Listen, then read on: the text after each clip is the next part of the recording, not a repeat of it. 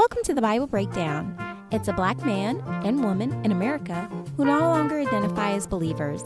This show contains adult languages, themes, and isn't meant for children. As black people, we respect the history of the black church in America, but its current state is massively abusive, and we think the Bible might be part of the problem. Listen and let us know what you think. Peace. DMX died. You know, we talked about him on the very first episode. We did. And then Oh, shit. Yeah, I'm glad we didn't say anything crazy about him. That's really messed up, man. His life was painful, man. He gave us a lot. Damn.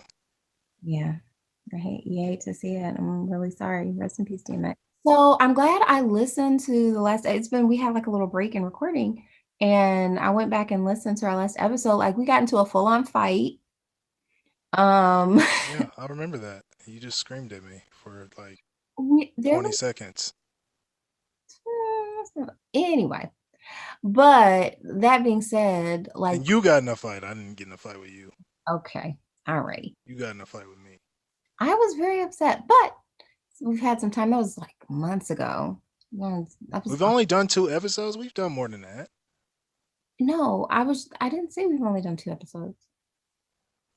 What? No, okay. I was just saying, you were saying the last episode. Oh, well, the last one I listened, the last one we recorded. Yeah, I was gonna say, well, we did episodes after that, right? I don't think so. Oh, well. That's what happens. I don't. That's what happens. And yeah, I don't think we did though. Okay. Yeah, we'll see if this sounds familiar when we start reading. So on the last time on Bible Breakdown, we read about like Lot and Abram and their mess. Yeah, I don't remember like what's going on, but I mean I remember the names Lot, Abram. They're basically having turf wars, and yep, I remember that. Yeah, and it was just a lot of messiness. Yada yada yada. But now we're here in the most important thing we did was switch from the King James version to the NIV. Yeah, that was very helpful because then it just felt like we were reading Shakespeare. Yeah, it was so clunky. So actually, let me go ahead and pull that up now, because we're going to need that. And I think I'm reading first because we're starting on chapter 16. Did you have anything you wanted to add? Nope. Hold on. I'm just getting my Bible pulled up, and yeah. So we're on chapter 16. Yeah, I'm trying to find the little app I was using before. Oh, here it is online. Now the Bible wants to update on my iPad. So. Okay, so this is the biblica.com New International Version of Genesis Chapter 16. So we're doing 16, 17, and 18. Yeah, I think we had said something about like trying to do 5. But I don't, that feels a little ambitious. I think we should just well, let's just see where it goes. I guess see how we feel. Open to things. Okay, so this one, oh yeah, this is about Abram being the worst baby father ever. Well, maybe not ever, but he's definitely no role model.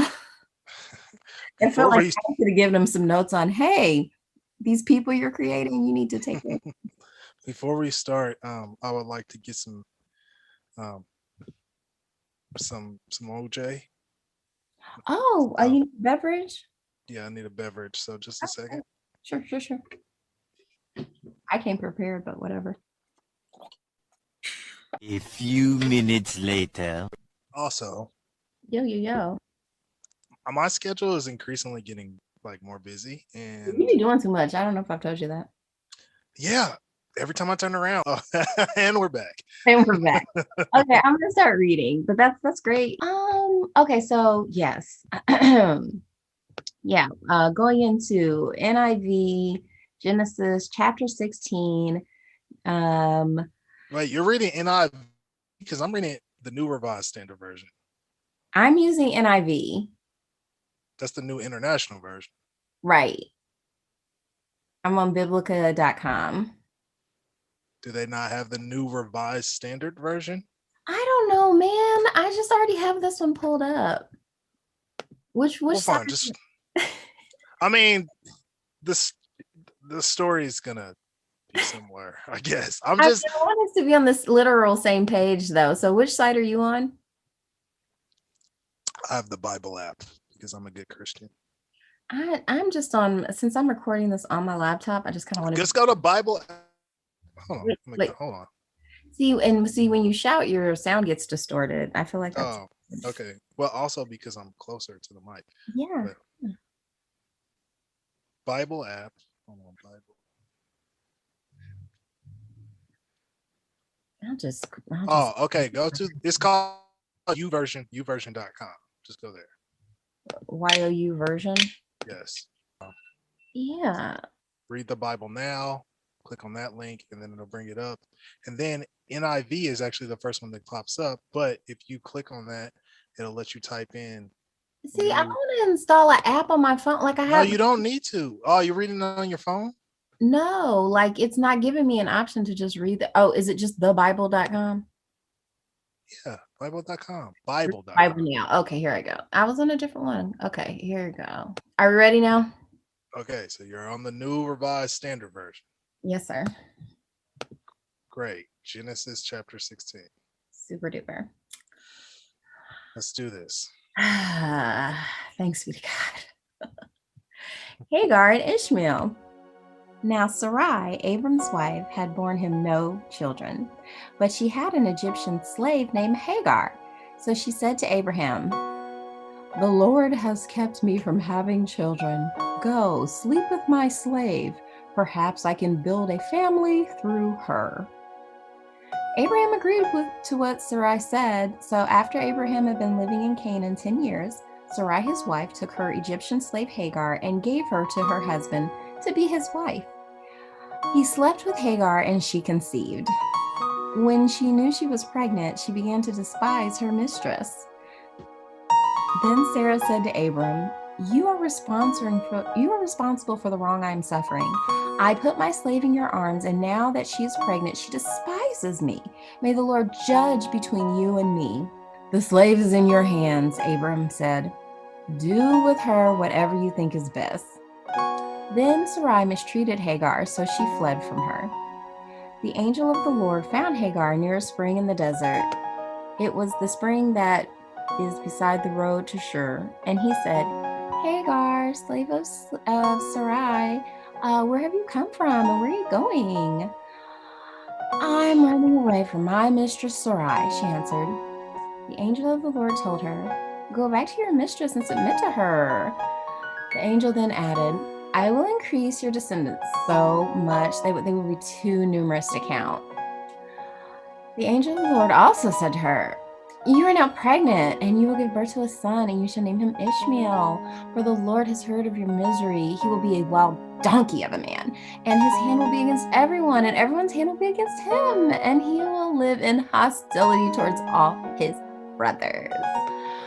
She gave the name of the Lord who spoke to her. She gave this name to the Lord who spoke to her, "You are the God who sees me." For she said, "I have now been seen, the one who sees me."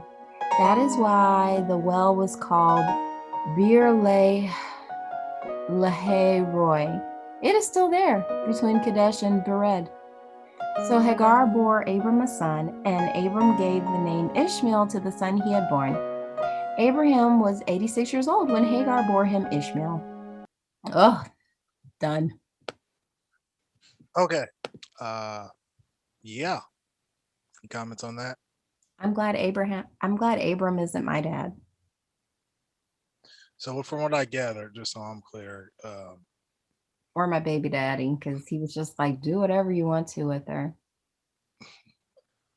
so Sarai, his wife, said he can mess with the And half sister. Let's remember too that this is also his half sister. Sarai, his wife, half sister, said he can now mess with the help meet, and then Handmaiden style. who is Hagar, Yeah. right?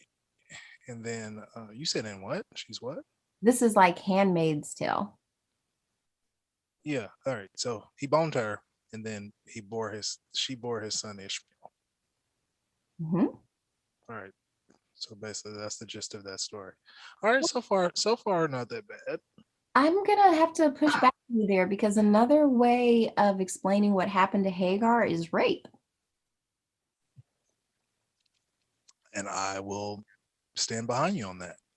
Yeah, I'm Well, yeah, okay, because she didn't really have a say in the matter. So you're yeah, once absolutely again, a lot of casual slavery here in the yeah. Bible with our Yeah. heroes. Yeah, I stand corrected. For our audience members out there, I stand corrected. Sorry, it's sorry, okay. sorry. That's why we need both of our perspectives. I'm sure you're gonna pick up on stuff that I might let Well, slide. to be fair with you, like I was kind of doing some things when you were reading, so I missed the whole, you know, her getting subtly raped part. This is why civilization is collapsing because people are on their phones while everyone is reading, not reading the user agreement. We're just I was I was sending a somebody asked me for a they needed a book, and I was gonna send them the PDF version of the book. So sorry. you should send him this Bible. So Save yeah, so basically, yeah, Sarai can't have kids, so she's like, I have a slave. And keep in mind too, a lot of times a lot of the stuff super they said her Egyptian slave, but she's probably related to Sarai in some way too. And gave her it's like whatever, like you're just gonna have a baby for me. Hagar, I'm sure, didn't have much say in the matter, and just has to let Abram skeet in her, like there's no other option. And then when Sarai starts being mean to her because she's jealous, because obviously that's pretty understandable. Usually women don't like it when their husband's having a baby with somebody else. It's not usually a super fun situation. So although even though she, was like, do it, I mean, that is typical go ahead and say it. typical woman stuff There right it is. there. You There told it me is. to do it, I did it, and then you got pissed. I can't even push back on that. That is very she was like, look what you did. It's like you told me it was cool. It's kind of like it's such a setup. And there's just a lot of setups here. So yeah, they're both the worst. So Hagar runs away. Like slaves are wont to do, and then the angel shows up and tells her, like, girl, go back, and also here's a curse for your son, apparently. Like everything she said about Ishmael, it was the only good, I guess, quote unquote good thing is like you're gonna have a bunch of descendants, but like ow. And then you're also saying like my son is going to be a wild donkey of a man and be everybody's enemy. Like, not cool. It's obviously, oh, you know what? I just got through listening to Ayan Hirsi Ali, her podcast, and she was talking about how polygamy causes poverty. And Really? yes, it was fascinating. I mean, you kind of see like the social problems that polygamy could cause, but I never really thought about the economic ones. And she was just talking about how of course, socially, I won't get into the whole thing. I'll link it in the description because it was really, really interesting. But this is kind of an example of how when you have these kind of men with multiple families, this is sort of an example of how dysfunctional polygamy can be.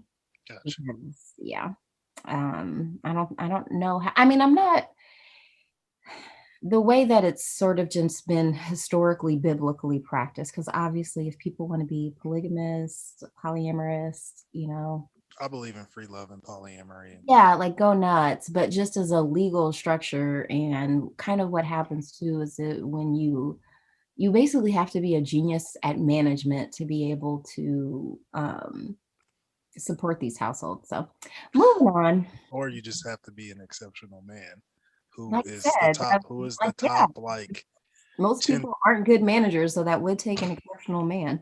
Yeah, I mean, I think a lot of it just has to do with like, if do you have the resources? And we don't have to go down this rabbit hole, but like, do you have the resources to support more than one, not only more than one woman, but then, if you're just busting both of them, then do you have the resources to support, multiple children as well? Which generally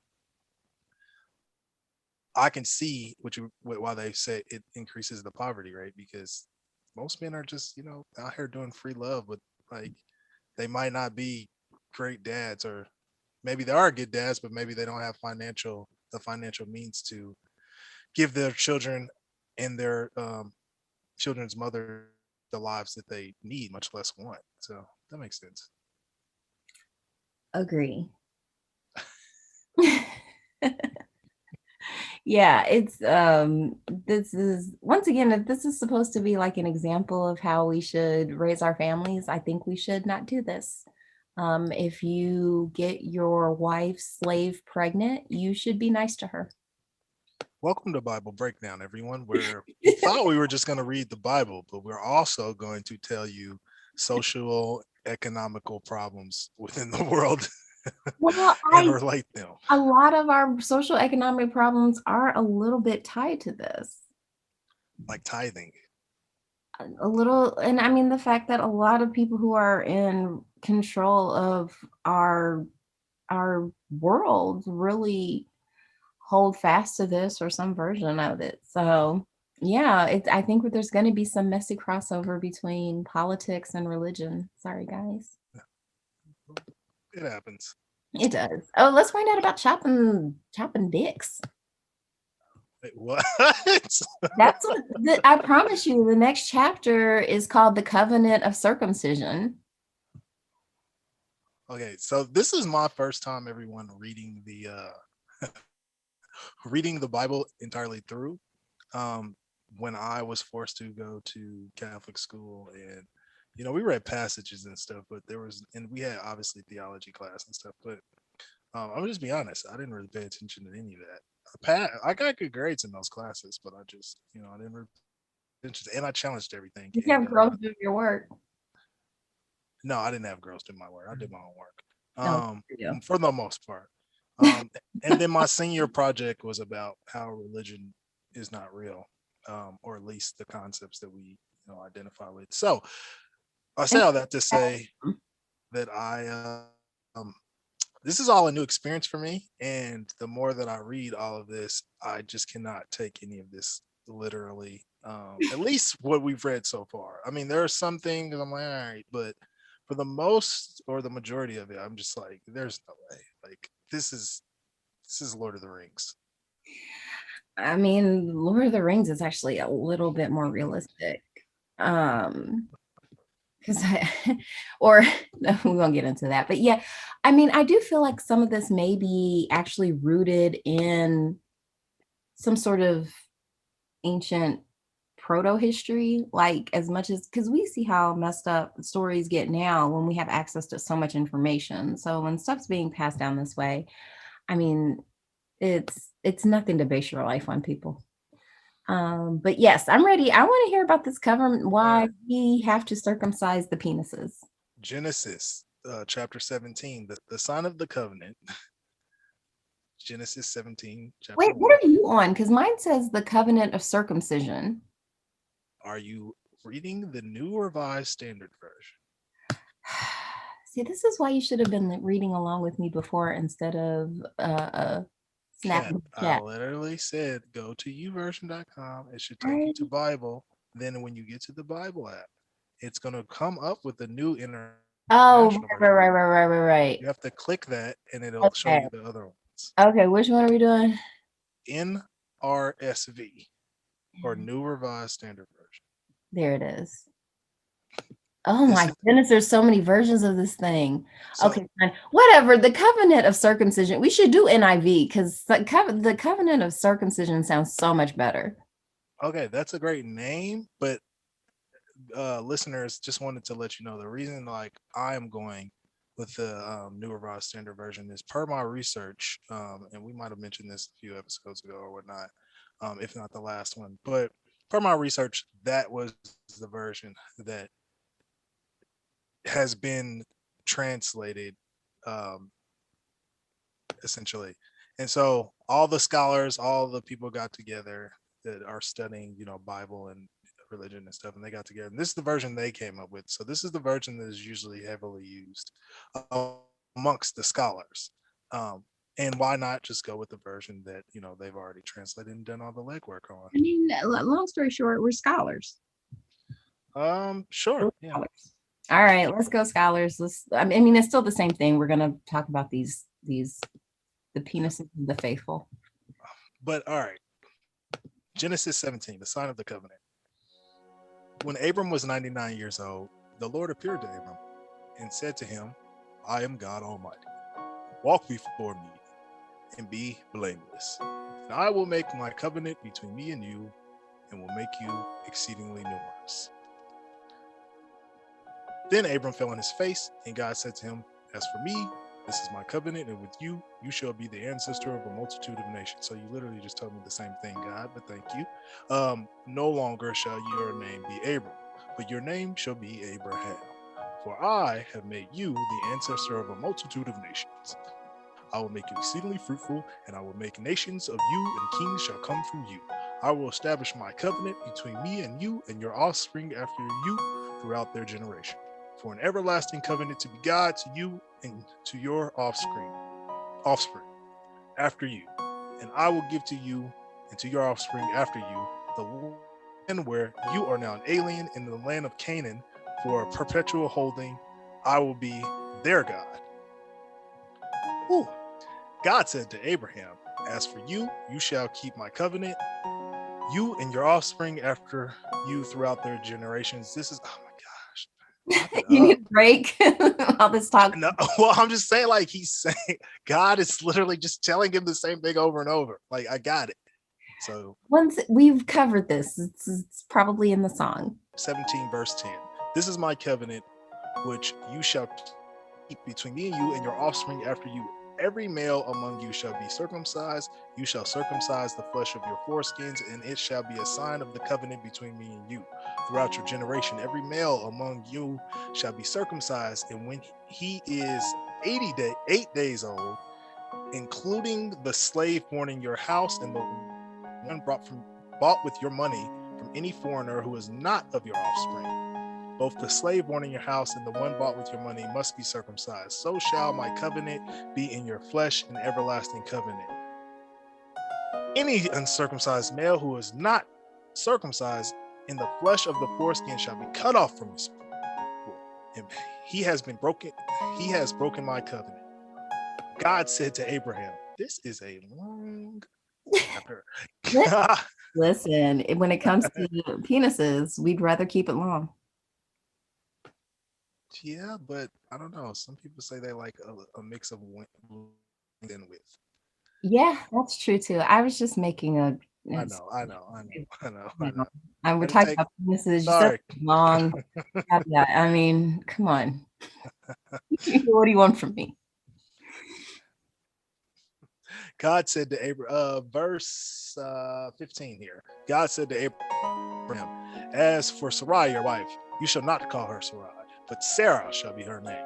I will bless her, and moreover, I will give you a son by her. I will bless her, and she shall give rise to nations. Kings of people shall come from her. So God basically could have stepped in before Abraham raped his slave girl, and he could have stopped all that.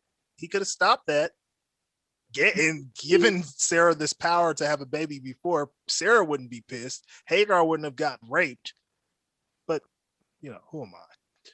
I mean, maybe there was some stuff going on in China, and like, you know, the He can be everywhere once. Yeah. You know, or maybe even though he's omniscient and maybe he's into like force play. Like maybe he was super into Abraham having, you know, you never know. His ways are mysterious. He likes to have people sacrifice their kids and, you know, and rip animals in half. That was in the last one too. Like, yeah, he really was into that. Who knows what this guy is up to? I mean, he's already asking. That would be super weird. Like, imagine if you'd never heard of circumcision. I would have that foreskin on my penis. Yeah, like it's such a foreskin does gross me out though. So I mean, I know like scientifically, I think it's proven to be the better. Like you're not supposed to get circumcised. I don't know. Maybe it's arguable because technically your penis is supposed to clean itself. Well, no, that's a vagina. You still have to clean your penis. I just think that no, but from what I have read, it like like when you have the foreskin, like it protects you from like certain stuff. So like it keeps. I don't fucking know. I'm not a doctor. Okay. As far as I'm concerned, it's just more penis to love. I say keep them uncut, but That's just weird. it's only weird because we're not used to it the other way. Like I think it's weirder that we do it. Or that we're still let's get to the end of this chapter because we're not even done with the covenant yet. Okay, so I am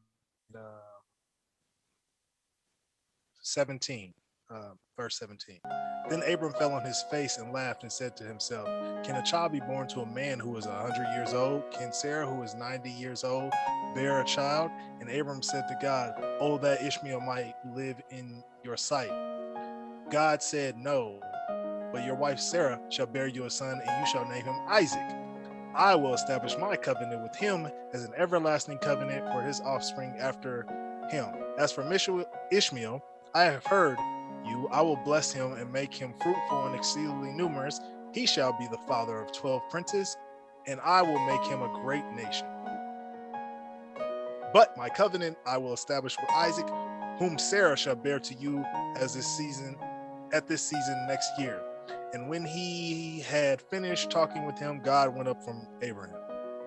Then Abraham took his son Ishmael and all the slaves born in the house, or bought with his money every male among the men of Abraham's house, and he circumcised the flesh of their foreskins that very day and ate them, as God had said to him. Abraham was 99 years old when he was circumcised in the flesh of the foreskin, and his son Ishmael was 13 years old when he was circumcised in the flesh of his foreskin. That very day, Abraham and his son Ishmael were circumcised, and all of the men, his house, slaves born in the house, and those bought with money from a foreigner were circumcised with him. Thanks be to God for Thanks be to God. slicing off all that foreskin. Yikes.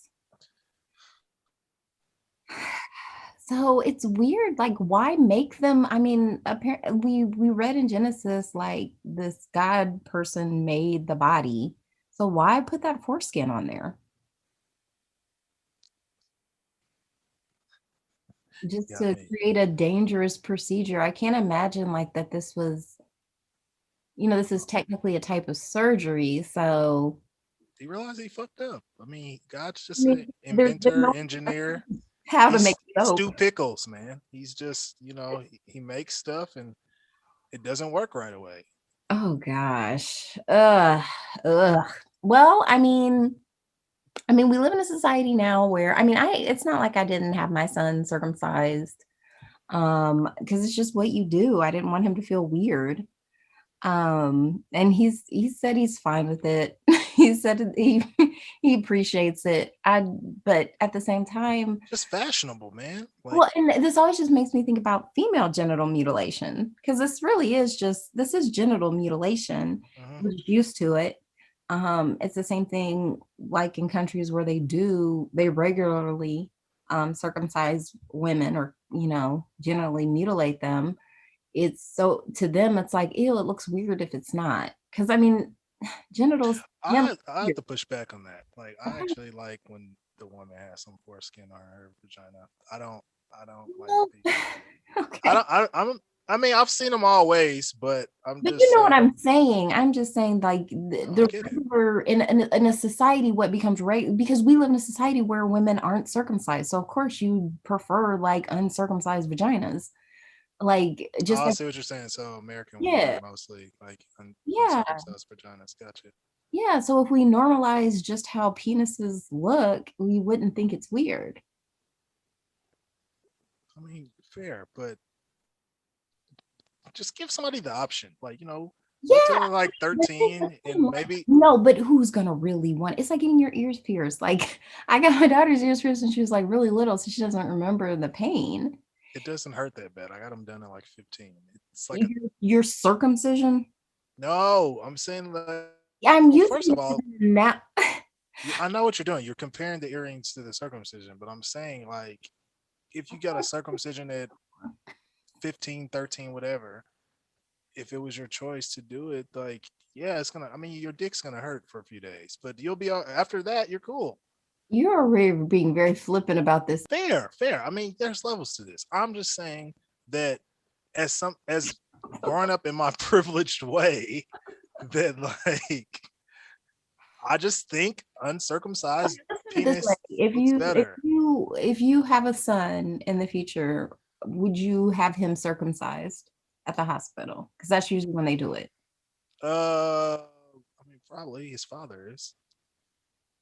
So What is the reason to not get it uncircumcised other than health it's, reasons? I mean, I feel like health reasons are a good reason to do something.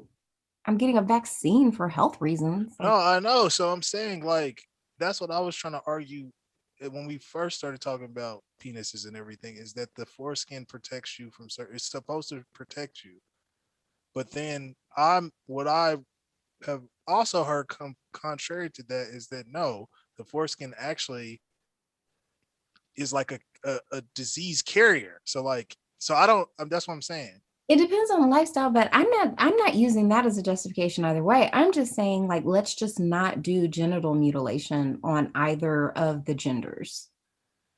Like any of the genders, let's just leave their genitals alone until they could maybe make sense. Like, just not chop them.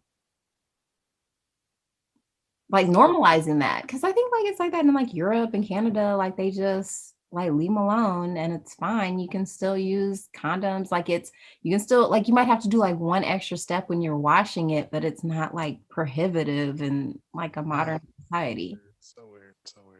But I've heard, whatever. and I agree with you because I've heard different things too on the studies on like the benefits, cost, but like the risk and all that stuff. I think just generally it just logically makes sense to, if it's a baby. I mean, it does, but if that's what my pushback is. If the science is saying the foreskin is a problem, then like I would want my Not child to. saying that though, like because there's studies both ways. Like I don't think the science is like just strongly coming out and saying this is it, but I think just once again, we're not experts. I'm not a dick expert.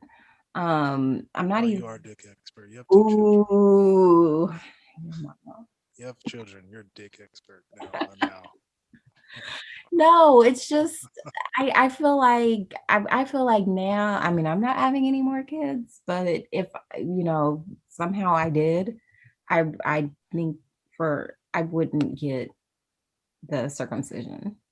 But no Fair. judgment to those who have. And I mean, I obviously did choose to um do that before. So, but you can change. Like we're learning. We're here to learn. Said as you often tell me all the time, people reserve the right to change their mind. Amen. Praise Okay. be to God.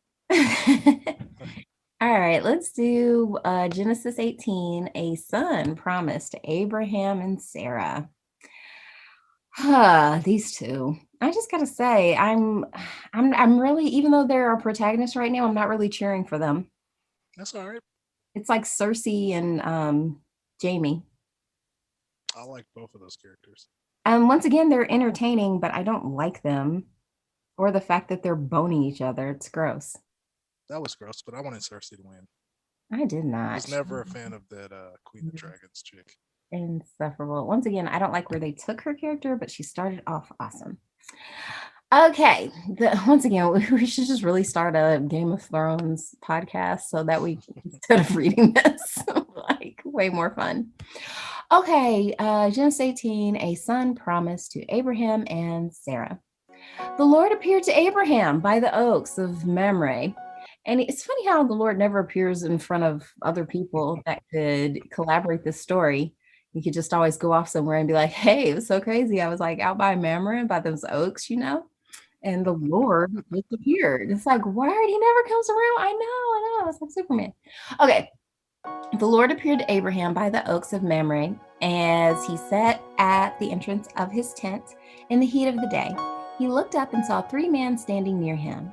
When he saw them, he ran from the tent entrance to meet them and bowed down to the ground. He said, "My Lord, if I find favor with you, do not pass by your servant. Let a little water be brought and wash your feet, and rest yourselves under the tree. Let me bring a little bread that you may refresh yourselves. After that, you may pass on, since you have come to your servant." So they said, "Do as you have said." And Abraham hastened to the tent to Sarah and said, "Make ready quickly 3 measures of choice flour, knead it, and make cakes." Abraham ran to the herd and took a calf, tender and good, and gave it to the servant, who hastened to prepare it. Then he took herds of milk and the calf that he had prepared and set it before them, and he stood by them under the tree while they ate. They said to him, "Where is your wife Sarah?" And he said, "There, in the tent." Then one said, "I will surely return to you in due season, and your wife Sarah shall have a son." And Sarah was listening at the tent entrance behind them. Now Abraham and Sarah were old, advanced in age. It had ceased to be with Sarah after the manner of women. So Sarah laughed to herself, saying, "After I have grown old and my husband is old, shall I have pleasure?" The Lord said to Abraham, "Why did Sarah laugh and say, 'Shall I indeed bear a child now that I'm old?' Is anything too wonderful for the Lord? At the set time I will return to you, and in due season Sarah shall have a son." But Sarah denied, saying, "I didn't laugh. I did not laugh," for she was afraid. He said, "Oh yes, you did laugh." Ho. Judgment pronounced on Sodom. The men set out from there, and they looked toward Sodom, and Abraham went with them to set them on their way. The Lord said, "Shall I hide from Abraham what I'm about to do, seeing that Abraham shall become a great and mighty nation, and all the nations of earth shall be blessed in him? No, for I have chosen him that he may charge his children and his household after him to keep the way of the Lord by doing righteousness and justice, so that the Lord may bring about for Abraham what he has promised him." Then the Lord said, "How great is the outcry against Sodom and Gomorrah, and how grave their sin! I must go down and see whether they have done altogether according to the outcry that has come to me, and if not, I will know." So the men turned from there and went toward Sodom, while Abraham remained standing before the Lord. That's weird. Then Abraham came near and said, "Will you indeed sweep away the righteous with the wicked? Suppose there are 50 righteous within the city. Will you then sweep away the place and not forgive it for the 50 righteous who are in it? Far be it from you to do such a thing, to slay the righteous with the wicked, so that the righteous fare as the wicked. Far be that from you. Shall not the judge of all earth do what is just?"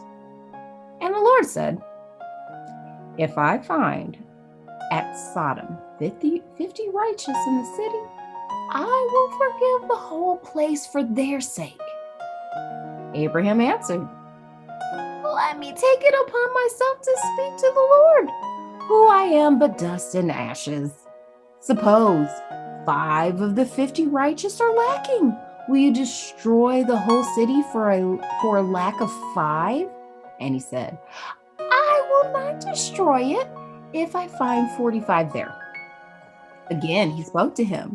"Suppose 40 are found there." He answered, "For the sake of 40, I will not do it." Then he said, "Oh, do not let the Lord be angry if I speak." "Suppose 30 are found there," he answered, "I will not do." Sorry. Then he said, "Oh, do not let the Lord be angry if I speak. Suppose 30 are found there." He answered, "I will not do it if I find 30 there." He said, "Let me take it." Oh my God. Okay, sorry. This is obviously such a barter culture. Yeah, I was just gonna say, like, Okay. why is I'm gonna let you finish. Just finish, please. Okay. He said, "Let me take it upon myself to speak to the Lord. Suppose 20 are found there." He answered, For the sake of 20, I will not destroy it." Then he said, "Oh, do not let the Lord be angry if I speak just once more. Suppose 10 are found there." He answered, "For the sake of 10, I will not destroy it," okay? And then the Lord went his way. When he finished speaking to Abraham, and Abraham returned to his place. Thanks be to God. That story was weird. Okay, take it. Okay. First of all, again, I'm just gonna go back to it up and talk. I don't know if it ever actually says this in the Bible, but God is supposed to be omniscient, omnipresent, and he says, if I find 50 people here, I'm gonna destroy the city. You should already fucking know that there are 50 people there because you're God. And then on top of that, he starts negotiating with Abraham. Why are you negotiating? Like that's like a parent who tells a kid, you need to clean your room up, and the kid is like, well, I'll do it if you do this, and the parents like, what are you doing? Like, you're God. But Abraham is so convincing. Like, he's starting this great Middle Eastern tradition of bartering and negotiation. It's like, don't be too mad at your servant. Please allow me to. And So also, God is easy to persuade. So when I get to the pearly gates, he comes with saying I did this, I'm gonna say, but I did this. find out. And listen, we're learning that this particular iteration of God in the Bible, he's responsive to negotiation. I'm learning that now in women in the workplace seminars. You have to learn how to negotiate. Isn't this supposed to be the brutal version of God too? This is the God that doesn't give a fuck, right? Yeah, this is. God. He's about to destroy God. I mean, spoiler, he doesn't find enough just people there. He's gonna light it up. Okay. So I guess maybe he just likes talking. Like, maybe he just likes the way Abram talks, because it totally didn't matter, because Abram's like, "Oh, isn't that where my nephew lives? Like, maybe you could just chill." Also, it's just kind of weird how he's talking to God. Like these guys just show up, but so are they just, it was always explained to me that they were angels, that this was like kind of a story about hospitality, because we see how Abraham went all out when his guest showed up. Oh yeah, let's bring it back to that, where he told Sarah, Sarah, like, get to making some cakes for my guests. And I don't know why, like, this is such a weird storytelling where they're like talking, like she's eavesdropping at the tent, and they're like, "Yeah, when we come back next year, your wife is going to have a son." And they're just like, "Ha ha ha ha ha." And because that's funny if they are actually like 100 years old, and then like they get mad, where they're like, "Hey, is that your wife laughing?" And it's just like, "Oh no, that wasn't me." It's like, "Yes, it was. I know that was you." And it's like, "Oh, okay." It's weird. It's a weird story. I don't know what we're really supposed to take from that. And also, other than, the only thing I got from it is that you can totally negotiate with God. So just go in there. All he can do is smote your village. I feel like, again, the Bible has the greatest marketing team of all time. Has greatest. Well, when you marketing or threatening to kill people if they don't do what you say, I guess that's some pretty guerrilla hardcore marketing. Yeah, but It'd be like if Nike was just coming around with swords and be like, "Buy these shit." It's like, yeah, like, but I look, guess I mean it's effective, but I don't know if it's good. the outcome has like carried on for years past. Like, I don't know, I live in America, so yeah, people get killed over Jesus sometimes, but like, it's not or it's not the Mayans showing up, or not Mayans, Cortez and them showing up and fucking killing the, what was it, the Aztecs or the Mayans or whatever. So like, it ain't that now. So that's all I'm saying. It's like, the outcome is now we grew up, people still believe in the Bible, but you're not being threatened to Well, be I mean, but killed if per you se. do it for hundreds of years, I think we're just kind of socially conditioned. Like, Yeah, so great marketing.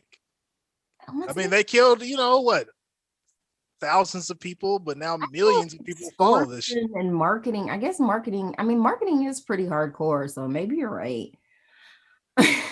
It's just, No. but once again, I mean, I take your point overall, where what is actually here as opposed to what is marketed to be here is significantly different.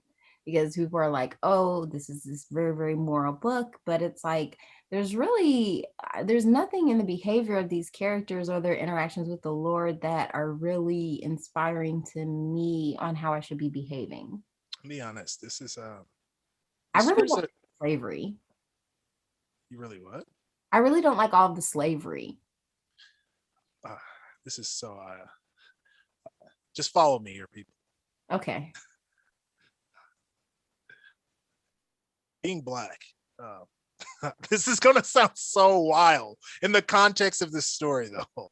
I can deal with the slavery if the story was just better told. Like I I just kind of find some of these stories very boring, very bland, and just over explained. Like it's a lot of exposition, like I So hear often with film. like, can you explain to me a story where you're like cool with slavery? Django.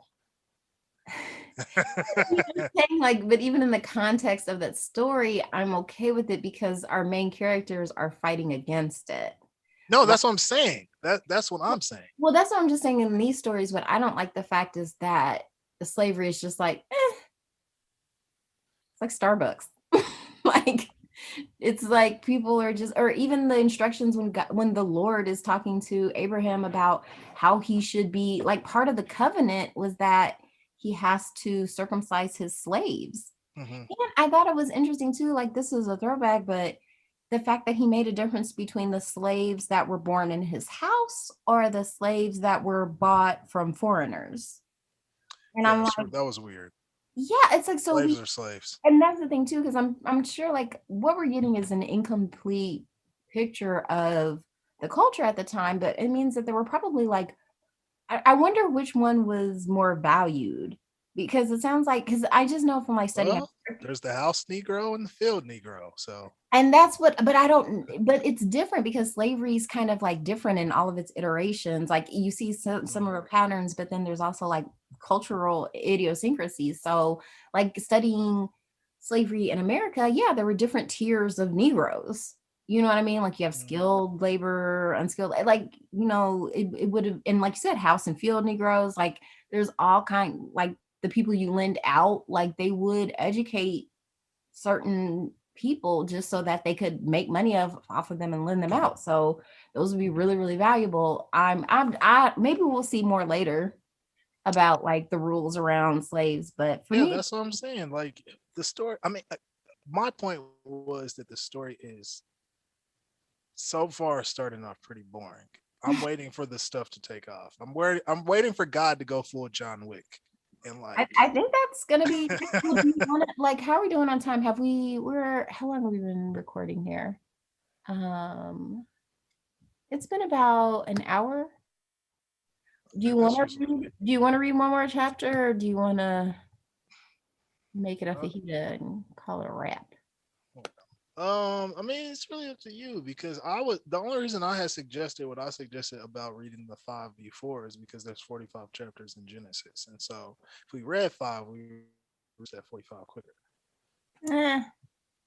I don't know. I'm thinking about editing, and it'll just be easier to. All right, we can just call it a wrap here, and And we'll also start the next story, because next time on the Bible Breakdown, we are going to be going into Sodom and Gomorrah, and I think it deserves its own episode. Yep. So we'll be talking about that. Yeah. The depravity of Sodom, the Abraham and Sarah at Gerar, the birth of Isaac and Hagar, and Ishmael get away. Or well, they're sent away. So and that's what's crazy too, is that they, even in what we read today, is that it sounds like in the covenant with Abraham, he's kind of giving Hagar and Ishmael the short end of the stick. It's almost as if the authors of this story didn't want the inheritance to go to Ishmael, or the birthright, or the blessing, whatever. It's just like any author who lived a life experience and took from that life experience and made it into a story, it seems like. So maybe this was, based So would you say, like, we haven't read this before, right? Like we picked up at the right place, right? I don't recall that. Yeah. I So I don't think we're know. back on Maybe track. I don't know. I don't know if we did or if we I'm didn't. gonna But if we did, this is gonna be better audio. So Yeah, much better. for our So listeners out there, that'll be a relief to people if you've been listening. And if you've been listening, thank you. Oh, look thank at you. Yes. you. Yeah. Huh. Huh. Let's just hang in there and see if we can get through this. It's gonna take a long time. Yeah.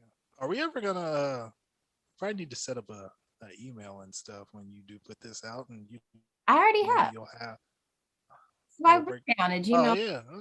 It's the Oh Bible well. breakdown. Oh wait, let me just please if you want to send encouragement, questions, no death threats, please, to the Bible breakdown podcast at gmail.com.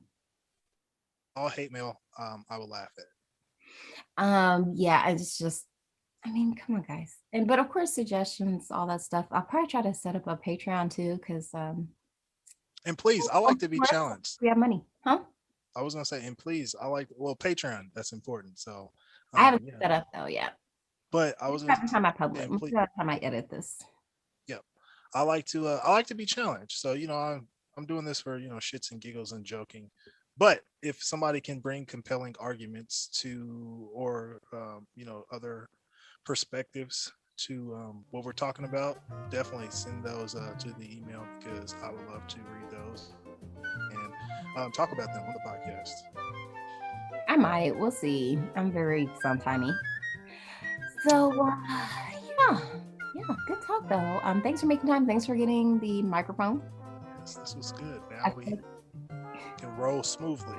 Yeah, and yeah, next episode we'll pick up. It'll be fun. It'll be great. Have a nice day. You as well. Praise be to God. May God bless Oh, you. this is the other thing too. I'm ripping this idea off from How Neil Feel. Like, if you're listening to this and you like us, like send us like some little like music like stuff and fan art. Oh yeah, definitely. Yeah, we need juicy content, people. Thank you. But you don't feel comfortable doing that just yet, because we are only 19 chapters in. It's okay. We got a long way to go. Nice and comfortable. I mean, come on. What are you waiting We're gonna for? be here for a while. So. Come on, do it now. Now, do it now. All right, 1, 2, 3, now. All right, but everybody out there, thank you for listening, and you have a beautiful day, people. Remember, it's not always as bad as it seems, and if it is that bad, you have the power to at least make it better. Yeah, and your body belongs to you. Like, slavery is bad. Bye. All right.